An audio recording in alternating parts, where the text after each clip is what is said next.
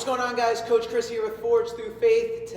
We're doing our technique video. Now usually, guys, we post our technique videos on Tuesday, a little alliteration, Technique Tuesday.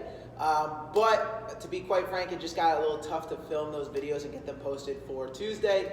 So we're flip-flopping things. We're going to do a PR or testimonial Tuesday, and then Thursday will be a technique Thursday. Okay, so not as good of alliteration, but still TNT. So today's Technique Thursday, and we're going to be talking about rope climbs, okay? So I love rope climbs, guys. Growing up with a wrestling background, it was something we would do all the time at one of the clubs I was at. But for upper body pulling strength, the rope can really suss out people who maybe don't have requisite pulling strength. But there's also a lot of technique with it, okay? So for the rope climb, you're going to see somebody who is advanced. They'll jump up to the rope, they'll get their feet in a J-hook, they'll pinch, and then climb up, okay? So what I'm going to do is I'm going to start with someone who maybe can't do a rope climb yet and progress up. So let's say you're someone who can't do a rope climb. Frankly, guys, if you're getting to use your legs and you can use them effectively, you can get away with doing a rope climb and not being able to do a strict pull-up. My recommendation, though, guys, is that I would try to build to that strict pull-up first and mix these in. Maybe not first, but in conjunction, okay? Because this and using this to help build some strength, albeit with the fact that you can use your legs, in conjunction with what you're doing on the bar, might help, might not help, but it's going to be a different pulling angle there, okay? So, but let's say you can't do one. Maybe you have a pull-up, maybe you don't, but you can't seem to get the technique down. First thing I'm going to tell you to do is get a box, okay? Why? Is because what you can do is you can sit on this box. I'm going to take this up out of my pockets, though. Sit on this box and practice the skill of where your feet are going to be. So I briefly mentioned J-hook. I'm sure there's differing of opinions, but for me, I find the J-hook to be the easiest and most effective way to climb the rope.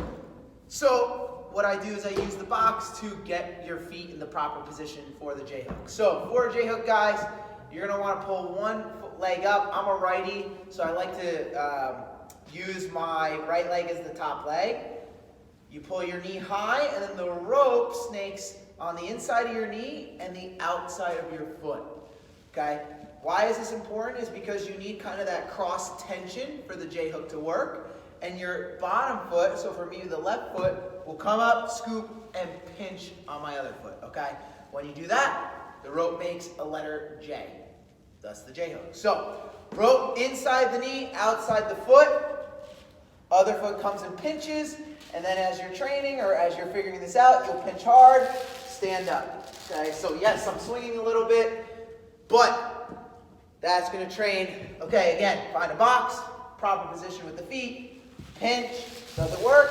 Yes, it worked. Come back down.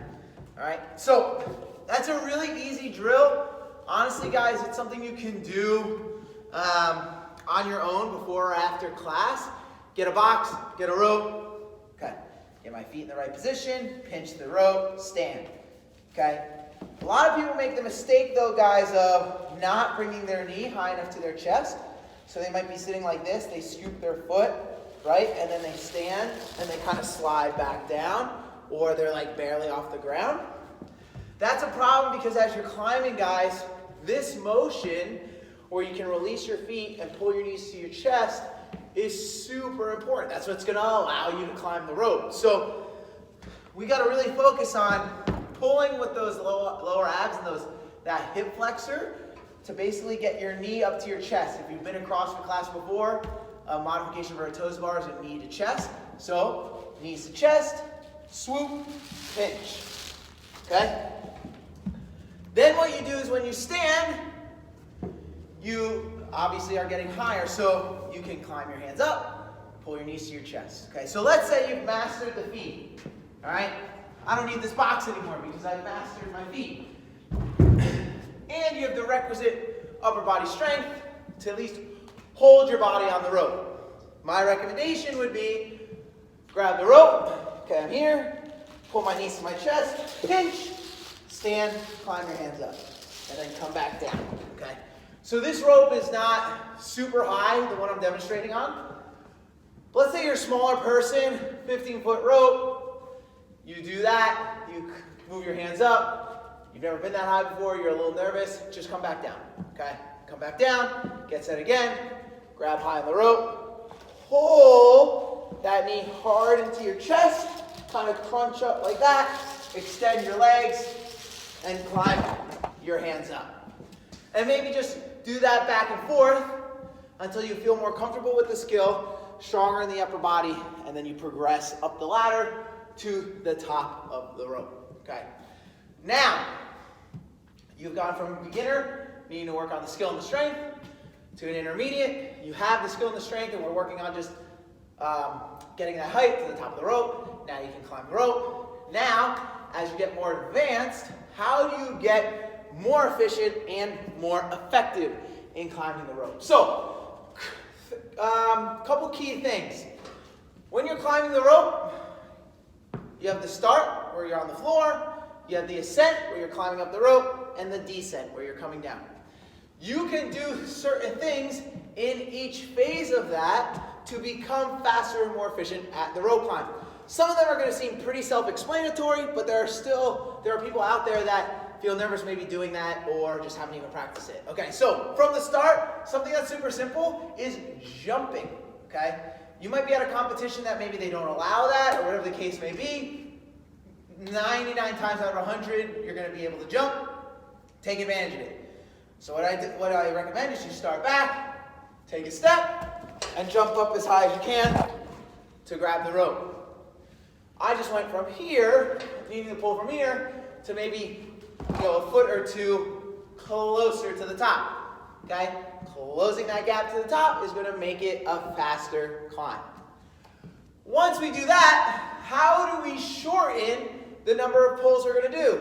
That is A, going to save our muscles in our upper body, and B, again, going to make the ascent quicker. So I start with the jump. Once I jump and grab the rope, what I do is I think about pulling to the point where my chest kind of comes more parallel to the floor, and pulling my feet, my knees, up super high, so I'm basically pinching the rope maybe right underneath my hands.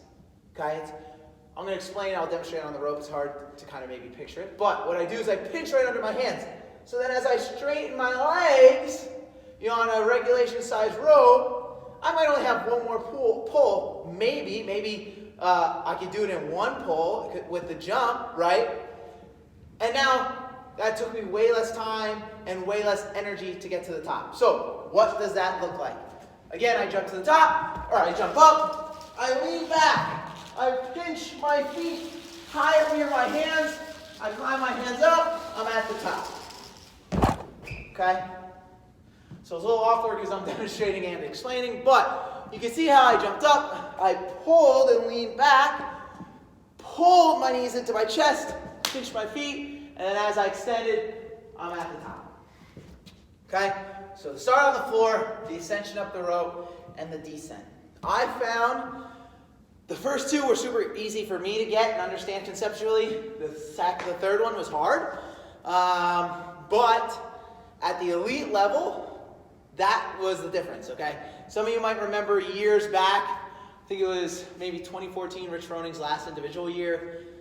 They had a rope climb event, and in the beginning, him and Matt Frazier was in second. It was like basically whoever won those two events at the end won the games. And they climb up, and Rich hits the top, and then, woof, like a fireman, slides right down the rope. Everyone else is kind of like, okay, they got to come down, they got to come down. Took them way longer. That was the difference maker. So, it's almost like cycle time with the rope. To start, I jump, I pull my feet to my hands, I extend. From there, guys, it's going to be a little maybe nerve-wracking in the beginning. I kind of separate my feet in the J-hook, slide my hands down, and let my body slide down the rope. I'm not holding it with my hands. That's going to get rope burn. It's going to hurt, and I don't recommend that. But I kind of loosely just let my hands sit around the rope, and I slide down. If you get nervous and need to stop, that's fine. Your feet are a little bit apart. You just pinch, and you're stopped, okay? So what does that look like? Again, start with the jump. Feet to the hands. Extend. I hit the top. And slide. Okay? Another way is you slide your hands down your feet, separate the feet, and slide down. This rope's a little bit difficult, and again, I'm demonstrating and explaining. But you kind of separate your feet, slide down the rope, okay? If you're able to master those 3 phases, rope climbs will be able to become a strength for you. They're really fun in training and in competition. So wherever you're at in that sequence, guys, practice the skills, build that strength, and make rope climbs a strength of yours.